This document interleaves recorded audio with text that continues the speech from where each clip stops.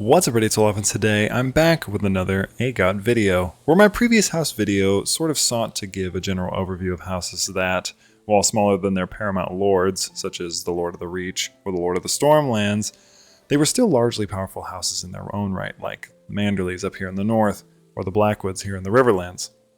With this list, I aim to give players more of a challenging setup, so you can have what I hope are dramatic highs from bitter lows. Some of the houses on these lists start with just a single county and must be played strategically to achieve your ultimate goal, whatever that happens to be.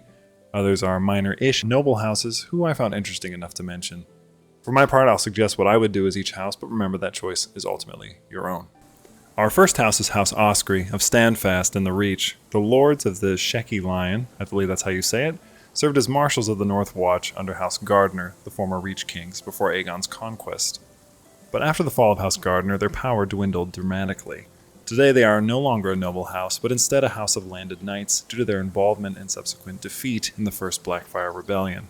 But with the realm in turmoil and the Targaryens poised to be deposed, the question remains, can you restore the might of the checkered lion to its former glory, taking back your old castles and towns in the region in this new age of the stag? Or will you forever fade into the obscurity that has plagued your family for over a century and give way to better, stronger houses? Our second house is House Peak of Starpike, and is also located in the Reach, although they're very close to Dorne as well.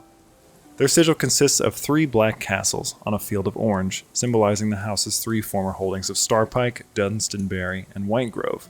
They were historic rivals with House Manderley, and actually ousted them from the Reach at House Gardner's request, hence why the Manderleys are now way up here in the north. House Peak lost much of its power during Aegon's conquest, but remained relatively prominent until the First Blackfire Rebellion, where their lordship over castles Dunstonbury and Whitegrove were stripped following their defeat.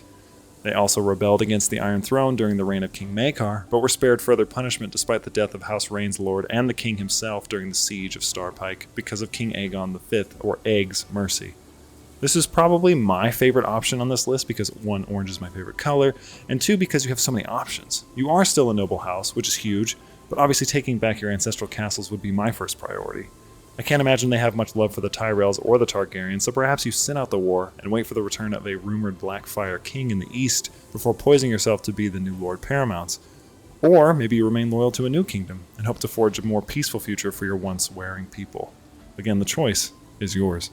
Our third house is actually a much bigger house than the previous 2, and that's House Connington of Griffin's Roost, located in the Stormlands. In contrast to House Oscry and Peak, the Conningtons are fierce Targaryen loyalists, with many of their ancestors having served in positions of high power in the Targaryen court, from Lord Commander of the Kingsguard to Hand of the King. Under the Targaryens, they've gained much wealth and prowess, their house famous for its warriors and their fiery red hair, although in the mod it looks like they've toned down the hair a bit and made it brown. Either way, with this house I believe the goal seems pretty clear. Assist the Targs in their war against Robb and secure your place of importance in the realm, or perhaps you feel more ambitious, and with a Baratheon on the throne, believe the Stormlands will be vulnerable to your advances. This next house is for my Mountain Blade Warband fans, and that's House Butterwell of the Riverlands. Unlike the preceding houses, House Butterwell is known mostly for their dairy cows and wine, meaning they are a primarily economic house, although they do participate in wars, of course. They're descended from House Harroway, who once ruled Harrenhal, the duchy in which they occupy. They had a few family members involved in the Targaryen court. King Aegon IV's hand and Master of Coin were both Butterwells, for example. They once ruled from the city of White Walls, but after supporting the Blackfires in their second rebellion, Lord Bloodraven, or the Three-Eyed Raven, stripped them of their city and had it torn down. Interestingly, no Butterwells have actually appeared in the current story of Game of Thrones, so this is a house that you can kind of do whatever you want with. Although I don't believe they'd be Targaryen loyalists, they also don't seem that interested in the war in general, aside from maybe coming out on top.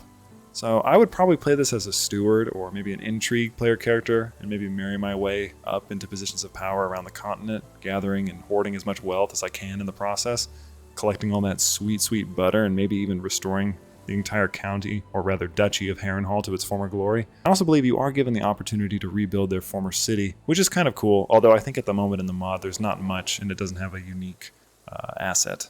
Our fifth house is way up in the north, and the one I have the least information about because they haven't really been presented in the story all that much. That's House Forrester.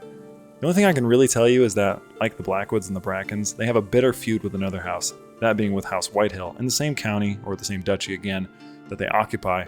Apparently this house was fleshed out more in the Telltale Game of Thrones game from a few years ago, but I never played it. They also apparently have a ancestral Valyrian steel sword, which is actually in the mod called Iron Will, but again, that's not canonical, so I don't know if that is enough of a motivator for you. This is another story that you can kind of forge your own destiny. I do like the idea of feuds, which is why I've included them. In a world full of war and power mongering, I think it's kind of fun to play as a house that has a feud with another one. And while this entry may be brief in comparison to the others or a little light on the lore, I still think that they are justifiable inclusion as a mostly blank slate for you to play around with. The sixth house on this list is House Corbet of Heartsholme in the Vale. This is the only house on this list with a canonical Valyrian steel weapon, which is probably enough for someone to pick them, although other houses in the mod do have Valyrian weapons, so if you don't actually care, it doesn't really matter. But they have the great, famous longsword, Lady Forlorn, which has been used in famous battles throughout the centuries, including a duel that took an hour between Damien Blackfyre and Sir Gawain Corbray. Like House Connington, House Corbray has remained relatively loyal to the Targaryens over the years and sided with them during the First Blackfyre Rebellion, as I previously mentioned. In the books, they initially fought House Arryn, their overlords and the Lords of the Vale, but eventually switched sides before the titular battle of the Trident, which ended the Civil War. But seeing as the initial bookmark takes place prior to this, your own loyalty can be your own choosing. They have a strong knight in Lyn Corbray with 27 prowess, who would make a pretty excellent heir if you can get rid of his older brother, Sir Lionel Corbray, who is much weaker. Our seventh and final house is probably the edgiest and most gamer house on the list, and that's why I've saved them for last, and that's House Banefort in the Westerlands. This is another house that doesn't have a ton of lore, but what we do have is actually pretty cool. Their sigil is a hooded man, shrouded in flames. Their lords were once known as the Hooded Kings, necromancers and practitioners of dark magic. The last Hooded King, named Morgon, fought in a 20-year war against the first Lannister King of the Rock, Lorien I. Before King Morgon was killed and defeated, cut to pieces and fed to the lions, he was promised to return from the dead and curse his enemies. Though his house was forced to kneel, and they have remained kneeling ever since, 2 years later the lions he was fed to actually broke free and killed 3 of the king's sons, which is pretty metal if you ask me. They did side with the Lannisters against House Rain, but the Red Lion wasn't said to be much better than the Golden one, so I don't know if you could really blame them. And with the close proximity to Castamere, I have a feeling that Banefort had more of a reason to hate Rain than the Lannisters. This is a house like the Foresters with a more acute focus, though they no longer hold any bitterness towards the Lannisters, at least in the books.